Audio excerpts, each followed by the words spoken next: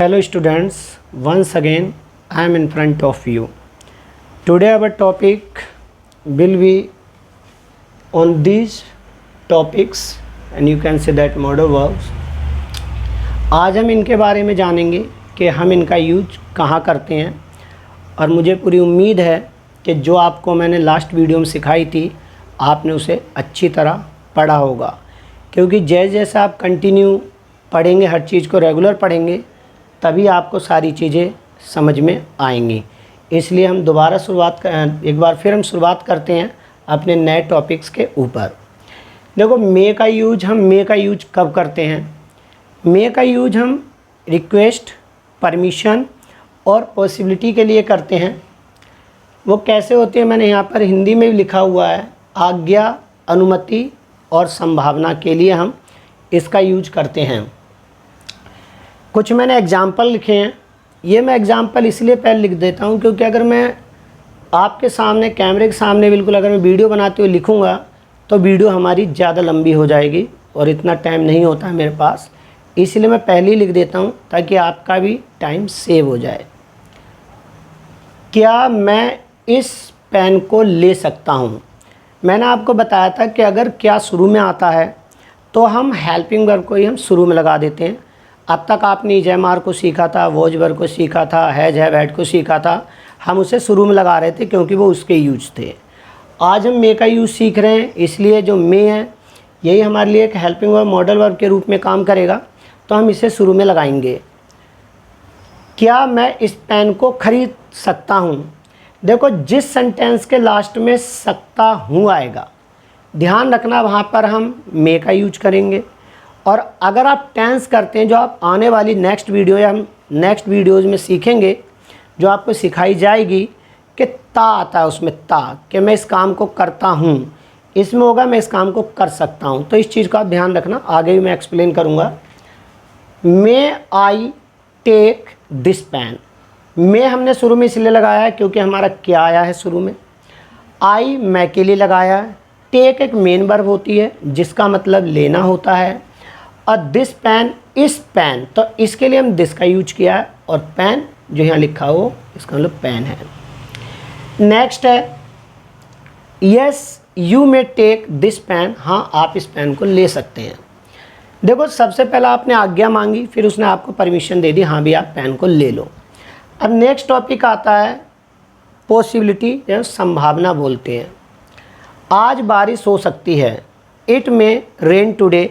देखो, आपको ये लगता होगा कि संभावना कैसे होती है। जैसा आपने देखा कि हम आसमान काला है, बादल आ रहे हैं, बहुत से लोग बोल देते हैं यार आज काले बादल हो रहे हैं, आज बारिश हो सकती है। ज़रूरी नहीं है बारिश होगी, और ऐसा भी होता है कि बारिश हो भी जाती है। कभी तो अचानक से बारिश हो जाती है, कभी बादल बहुत काले हो जाते हैं जब भी बारिश नहीं होती है। तो उस सिचुएशन में एक संभावना होती है कि आप मतलब श्योर नहीं हो कि हाँ भी बारिश होगी। एक होता है ना, हमने कह दिया कि भाई आज तो बारिश होगी, तो इसका मतलब कि हमें तो सब कुछ पता है, पर ऐसा नहीं है, हमें सारी चीज़ें पता नहीं होती हैं, एक संभावना है।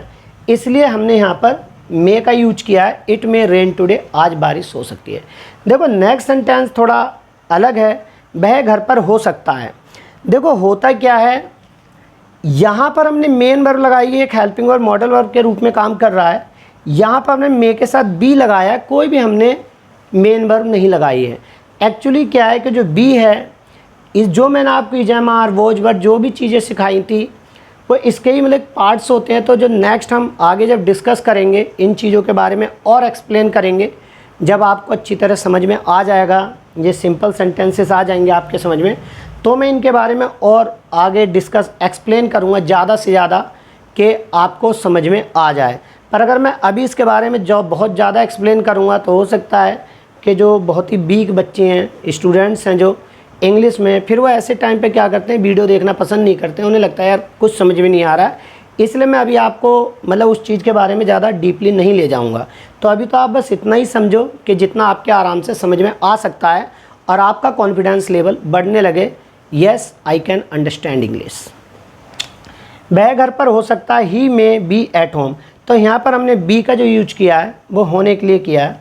देखो मेनली मैं आपको बता दूं कि हम जो मे का यूज क्यों करते हैं, आज्ञा, अनुमति, जो भी परमिशन है या संभावना है। देखो ऐसा नहीं है कि हम यहाँ पर कैन का यूज नहीं कर सकते हैं।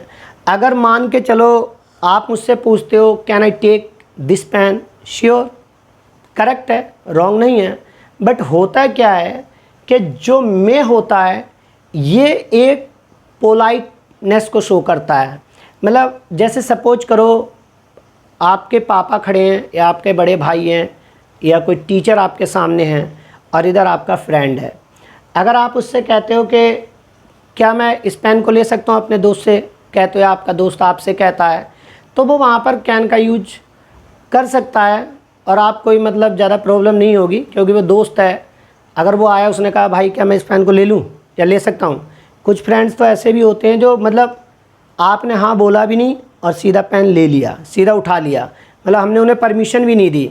पर अगर ऐसा आप टीचर के सामने किसी के सामने करेंगे तो जाहिर सी बात है वो बुरा मान जाएगा और पेरेंट्स तो हो सकता है कि डांट दें या एक आध चाटा भी लगा सकते हैं बच्चों के कि अगर आपने बगैर परमिशन के पेन मतलब या कोई चीज़ ले ली। पर दोस्त के साथ ऐसा नहीं होता है। उसने पूछा भाई क्या मैं इस पेन को ले सकता हूँ, आपने हाँ भी नहीं बोला, वो उठा के चला भी गया। पर अगर मान लो तुम अपने पापा के सामने ऐसे करते हो, टीचर के सामने करते हो, बड़े भाई के सामने करते हो, तो हो सकता है आपको कुछ अलग पनिशमेंट भी मिल सकती है। इसलिए जो मे का यूज करते हैं हम एक पोलाइटनेस के लिए करते हैं। मतलब जैसा आप हिंदी की अगर बात करो, आप भी अपने पापा से किसी से पूछोगे तो प्यार से ही पूछोगे कि क्या पापा जी मैं इस काम को कर सकता हूँ, क्या मैं इस पेन को ले सकता हूँ। पर दोस्त के साथ तो क्या आपको पता ही है कैसे बोलते हैं, आप भी बहुत बार बोलते होगे। तो इस तरह से एक डिफरेंस होता है जो मतलब कैन और मे के बीच में जो डिफरेंस है, जिससे आपको पता पड़ता है कि कहाँ हमें मे लगाना है और कहाँ हमें कैन लगाना है। देखो जिस व्यक्ति को इस चीज़ की नॉलेज है कि हिंदी में अगर आप उससे बात करते हो क्या मैं यहाँ आ सकता हूँ, वो आपसे बड़ा है या एक आपका फिर दोस्त है, तो जो बड़ा होगा या टीचर है, आपके पापा हैं, बड़े भाई हैं, या मान लो कोई और भी व्यक्ति है, अगर कोई टीचर या मान लो कोई और व्यक्ति है जो एज में बड़ा है, आप उससे बगैर परमिशन कोई चीज़ उठा रहे हो, आप कैन का यूज़ कर रहे हैं, ठीक है, और वो में, तो वो समझ जाएगा कि आप उसे रिस्पेक्ट दे रहे हैं या नहीं दे रहे हैं। तो इसलिए आपको इसकी भी नॉलेज होनी ज़रूरी है। ये कुछ एग्जाम्पल्स हैं जो मैंने आपको बोला था कि आप खुद भी इनकी प्रैक्टिस किया करो ज़्यादा से ज़्यादा, तभी आप आगे ठीक से सीख पाएंगे। बाकी एक मैंने और टॉपिक लिखा हुआ है जिसे आप देख सकते हैं, would like to.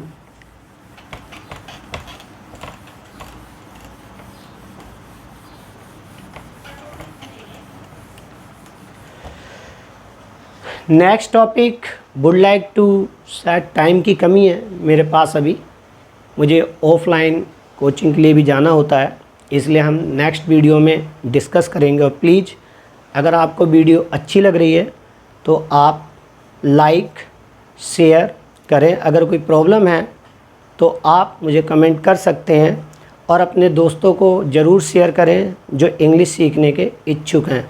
Okay, thank you for watching video.